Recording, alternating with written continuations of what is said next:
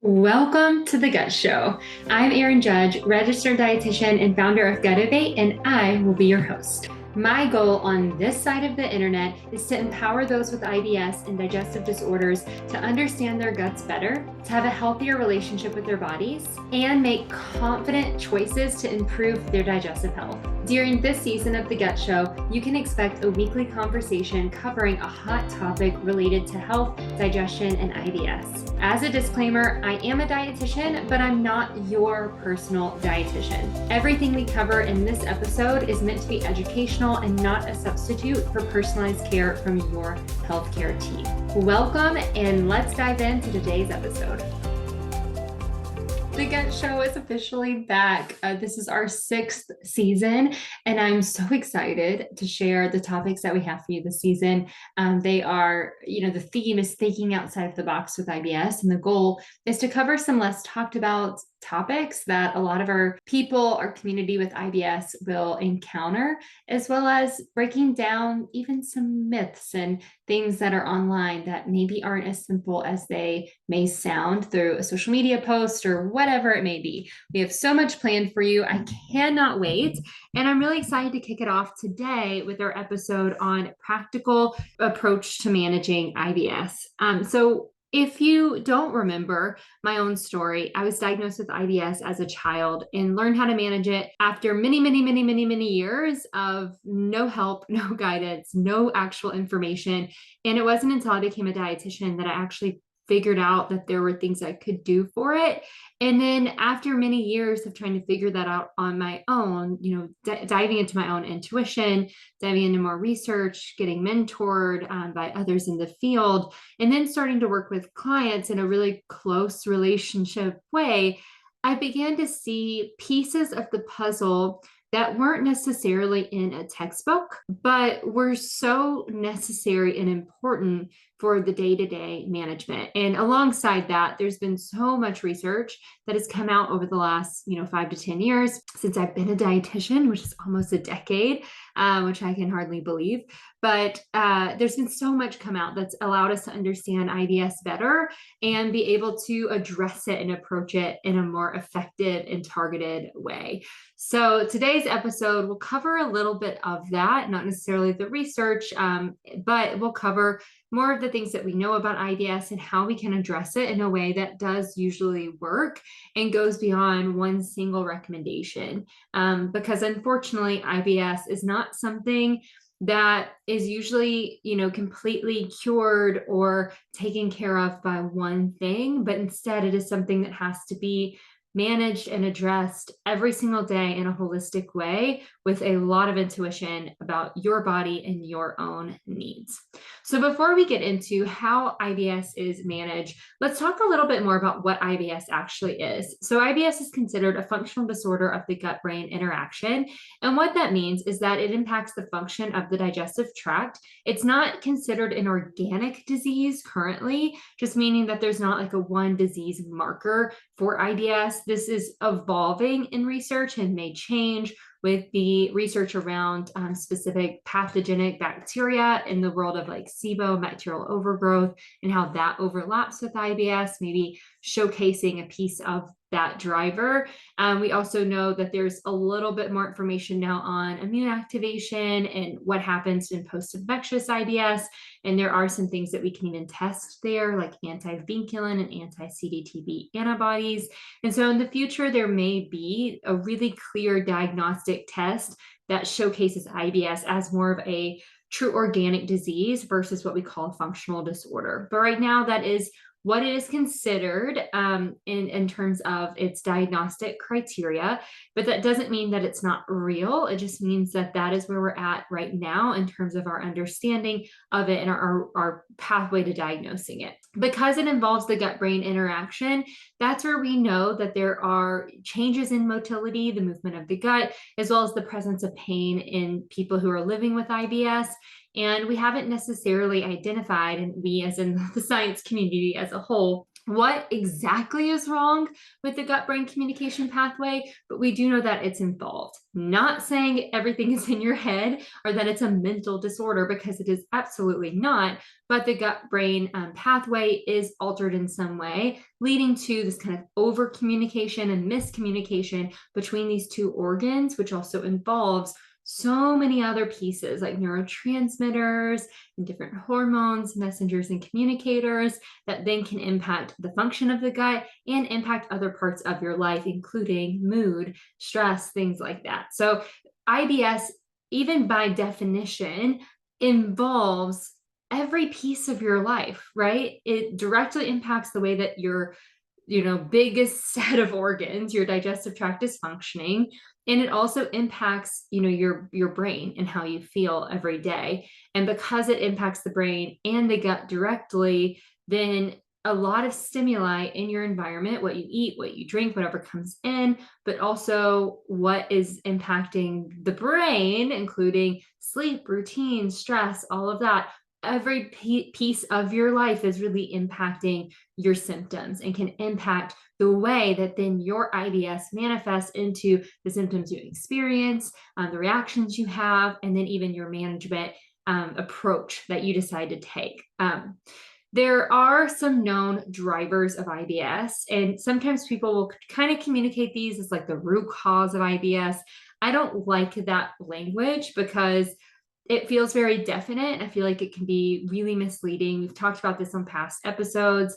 It's a line in the sand that I draw in terms of my education and communication platforms, just because I think it is highly misleading. But drivers of IBS, I think, are a bit more definitive or to what they really are. So these are changes that we see in those with IBS that can be caused by things like foodborne illness, past surgeries, other infections, some different changes that may happen, maybe a genetic component. And these are the things that are kind of underlying, causing the main problems that then allow symptom triggers to then cause triggers or cause symptoms for you. So we can think of this as the actual problem that then, because that problem is in place, symptoms can be triggered by symptom triggers. And that could be, things like your food. So with each person, you may have one driver, but most people are actually going to have two, three, maybe even all four drivers at play. And these drivers may be reprioritized at different times in your life, because again, most people have them all present, but they're all kind of impacting their body in a different way based on the stage of life, where you are, just kind of what's going on in your body overall, and what you've already addressed or started working on. So the drivers include dysbiosis. This is that unideal makeup of the gut microbiome and gut bacteria, gut microbes.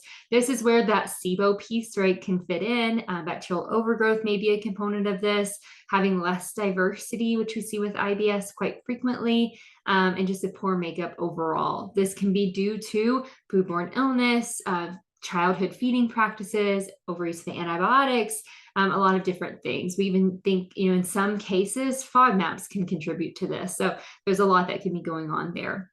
Another driver is the gut-brain communication pathway. This is altered in most people with IBS. So again, this is a driver most people will have. And this driver is actually responsible for what we call visceral hypersensitivity, or a piece of that, which is the pain that people with IBS experience, meaning your gut is kind of taking in sensory information, right? It senses movement information as things move through your digestive tract, and those sensations communicated to the brain are then communicated back as painful when they shouldn't be, which is that miscommunication. Another driver is altered immune activation. This is a driver that's been developing more in research recently. The most we understand of this is in post-infectious IBS cases, but this could involve immune cells like mast cells or eosinophils, and it can also involve the permeability of the gut, or that leakiness of the gut. So whenever your gut either has been damaged, physically by inflammation or something going on, it's damaged by that change, like that dysbiotic profile, where you lose the mucus layer, which then starts to degrade those tight junctions that make up the cell wall. or the wall of the tract made up of a bunch of cells, or cell damage due to a breakdown of some of those immune cells like mast cells and eosinophils.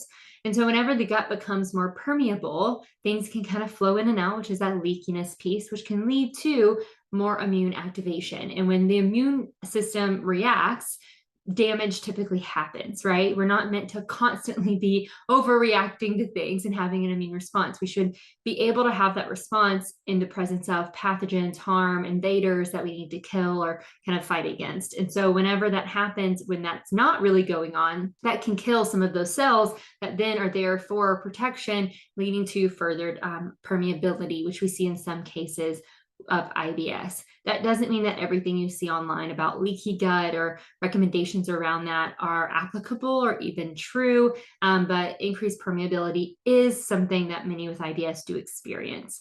As well as the immune system piece. So maybe even the leakiness isn't what we target, but we may look at immune cells and kind of target the immune system and try to bring down that activation. And then the fourth main driver is a change in motility, which again, most people with IBS will experience. And this is related to, or can be related to, nerves and the gut-brain communication pathway more than anything, or it can also be related to the gut microbiome. This driver is really intertwined with a lot of the other drivers and can present as constipation, diarrhea, a mix of both. It can also start one way and then you can change to the other way at some point in your life, because things with IBS are not always as straightforward as we want them to be. So whenever we're thinking about those drivers, it's helpful to understand what all could be going on in your body so that when we are thinking about your treatment plan or thinking about management of this condition, we're able to target those problems, which then will hopefully bring down the irritability or the reactions to symptom triggers that are at play. Most of the treatments out there do focus on manipulating symptoms. Not many true treatments, meaning medical treatments like different medications, target the underlying problems or those drivers. There are some that are newer and have been presented to address some of these drivers, like the use of antibiotics for the dysbiotic profile, the use of some medications to target that visceral hypersensitivity related to gut brain, but also even increased permeability, and then even some gut brain therapies to work on the gut brain communication pathway. So there's a lot of hope and excitement in that area. The more that we're able to determine the mechanism of action for the problem, the sooner that treatments may also target that, and hopefully in the future be, something that we call a cure or a true fix. But right now we don't necessarily have that.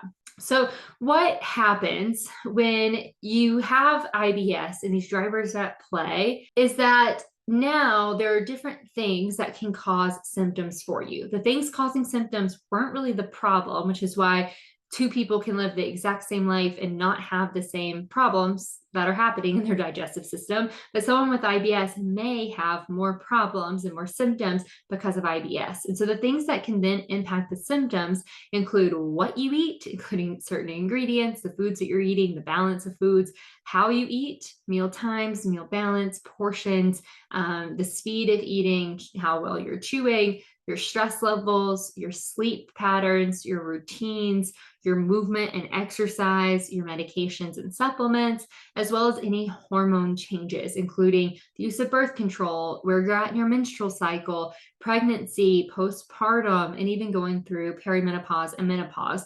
All of that can impact your symptoms because of IBS. So whenever we're thinking about how to manage IBS, in the most simple form, right, the practical management is to think holistically, making it a little bit more broad. We want to think holistically, addressing both the drivers of IBS and the symptom triggers that are in your life and present for you.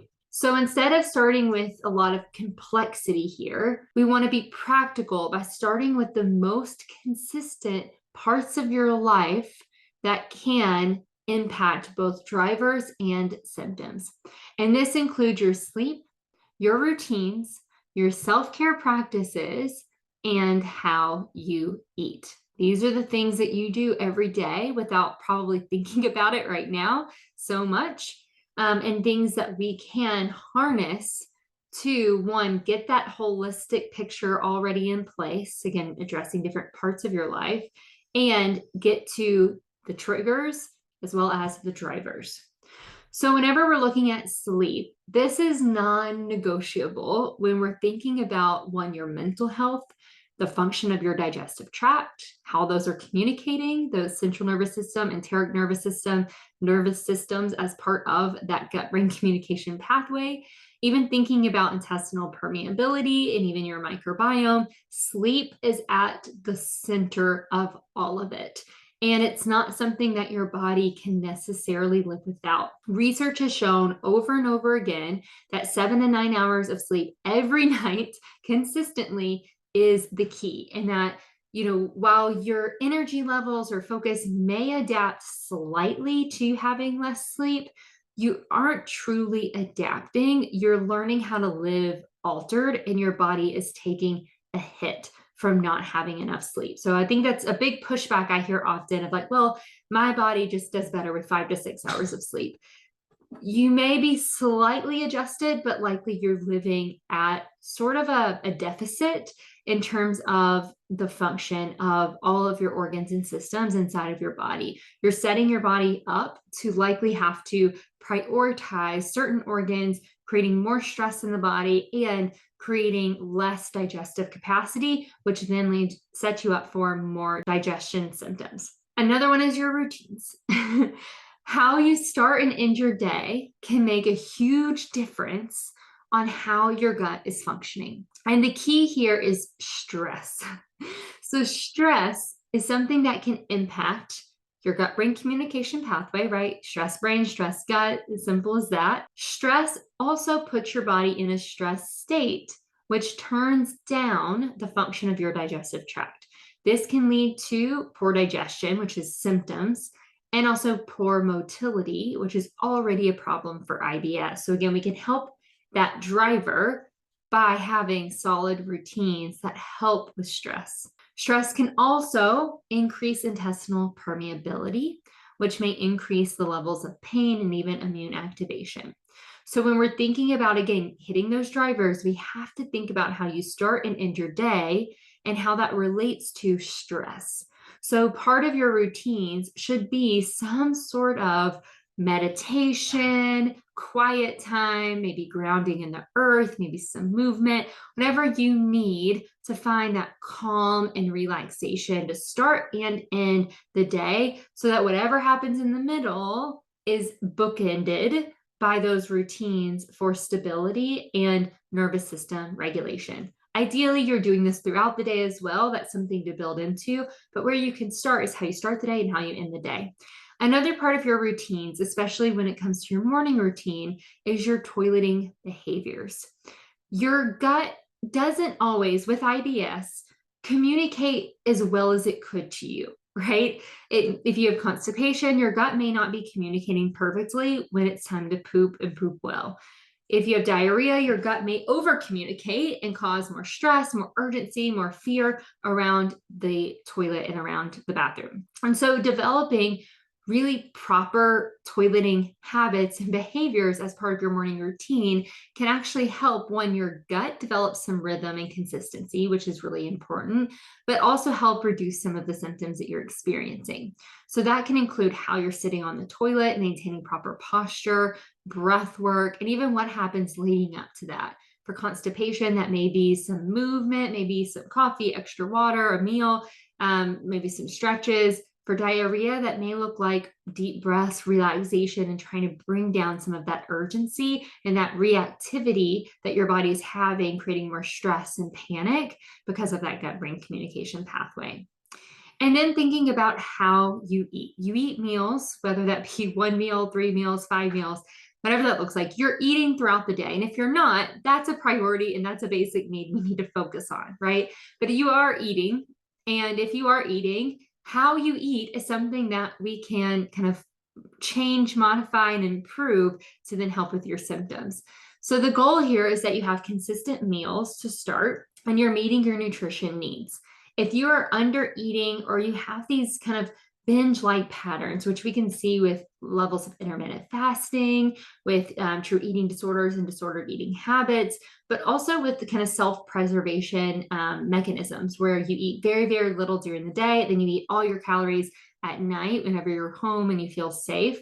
Whenever you have those patterns, or again, you're under eating, that will impact the way your gut is functioning. Your gut will be off rhythm and it will sort of adapt, but not in the way that you want. So it might be overreactive to food, causing you more symptoms related to meals. Not eating alone can also cause symptoms whenever your body needs that energy. And then not having enough energy consistently will again turn down your digestive system, which creates problems with all the other areas, creates stress in the body, and then leads to issues with the immune system and even permeability. So consistent meals is a really important place to start. After you're eating consistently and you're eating enough calories and meeting your nutrition needs fully, then we move to what we call meal hygiene, or what you do during that meal. And that's maintaining proper posture, slowing down, chewing your food as much as you possibly can, and helping kind of break it down so that it can be digested even better, relaxation around a meal, maybe some social time, connection to your meal, a little bit of joy from that versus being led by fear. All of those things in your meal, that meal hygiene, will impact how you feel with your food, and can help bring down some of the symptoms related to food itself, which ideally will open the door for less restriction, more food diversity, more options, and just more connection, which helps with the stress side of everything. Whenever you focus on these kind of core pieces of consistency that's already in your life that maybe we modify and improve, this will provide a strong foundation that then you can build from and target symptoms more with diet changes, including maybe the low FODMAP diet, gut brain therapies like gut-directed hypnotherapy, medications, different supplements, and even exercise recommendations. This will also help you find more stability in your plan so that you're not left as confused by the symptom changes that you see during, for instance, a diet change like the low FODMAP diet. When we focus on just one little thing, like, okay, I'm just going to try this medication, or I'm just going to do this restrictive diet. If you haven't found stability in your day-to-day and in your routines, your gut is going to be like this. And I'm kind of putting my hand up and down like a roller coaster. It's going to be hyper reactive and it's going to be unstable. And so one day on, let's say, a low FODMAP elimination, you may feel great. The next day you may feel terrible. And that can leave you feeling really confused about the change that you made that maybe is or isn't working, and you may stay in it way longer than you need to, not getting the results that you should be getting, or you may completely ditch it and move on from it without getting the results that you're needing. And the reason that you didn't get those results properly isn't that that thing didn't work, it's that you didn't have that stability and you were missing some of these core pieces that are in your day-to-day life that can play a big role. So that's really important to focus on those things first. These are not often talked about, unfortunately, and given as recommendations because they're not necessarily quick fixes. And again, they're not necessarily in the textbook for IBS specifically, but they can make a huge difference. And if you are finding yourself, feeling confused and lost and not really sure where to begin, and you're like, okay, yes, that seems practical, and it is a practical approach. It's very clear, focus on the consistent things, then target symptoms. Beyond that, once you have that stability in place, if you feel like you don't know how to get that within reach, then I have exciting news for you. As we're launching the podcast, we are also reopening the doors to our signature program, the Master Method membership. This is a self-study online program for you to learn how to self-manage your symptoms holistically, approaching both the way you live your life that affects even those drivers of IBS and the symptom-specific strategies that you can use. We also, within our core program, go far beyond just symptom management and also go deeper into those drivers by improving the health of your gut microbiome, improving that gut-brain communication and mental health. And we also teach you a bit of how to improve your immune system, and again, how your body is functioning overall. Not only do you get access to our core program within the membership, you also have access to the other members of the program, as well as myself and the dietitians on my team through Club MM, which is a private community for our members. And that is a place where you can ask questions, where you can encourage others, get encouragement for yourself, share resources, whatever you need. And then throughout the membership, we have every month either a challenge or a bonus training that goes beyond our core program into other needs like GERD and reflux, endometriosis, PCOS, things like that. And then the challenges are a fun way for us to come together and again, just improve some of these consistent things in our lives even more, just as a community to make it more fun and build in more accountability. That wasn't enough. In the membership, you also get access to different lifestyle resources, including workouts, stretches, different flows, meditations, things to help you guide resources and tools to guide you along as you work through the program and support all of the work that you are doing. If you're interested in joining our membership, the doors are open kind of secretly for you. I'm starting right now. And so you can go to ibsmastermethod.com/master-method. You'll find that link also in the show notes. And you can actually save $50 on your initial fee, which is $297 for the first 3 months. You can save $50 on that fee when you sign up. And then after that initial 3 months, you can be done if you've gotten everything that you need from the membership, or you can continue with us at the low rate of $49 a month by month, as long as you want to be a member and want to stay in it with us. So go to the show notes link for more information to go sign up. And we hope to see you in the membership. We're so excited for it to be open. We've seen a lot of fantastic results with our current members of our founding membership launch that we had earlier this year. And we will be excited to welcome you in so that you can learn how to manage your symptoms holistically with a community that gets it and is also there ready to support you. Thank you again for tuning in. I'm so excited for this season of the podcast. I'm excited for the membership and everything that's coming your way this fall. So I hope that you join us next week as we dive into how eating disorders and disordered eating behaviors, as well as diet culture, can mess up your gut and may be working against you, holding you back. So we'll give you some tools and resources to overcome that and address that, and excited to share that episode with you. So see you again next week.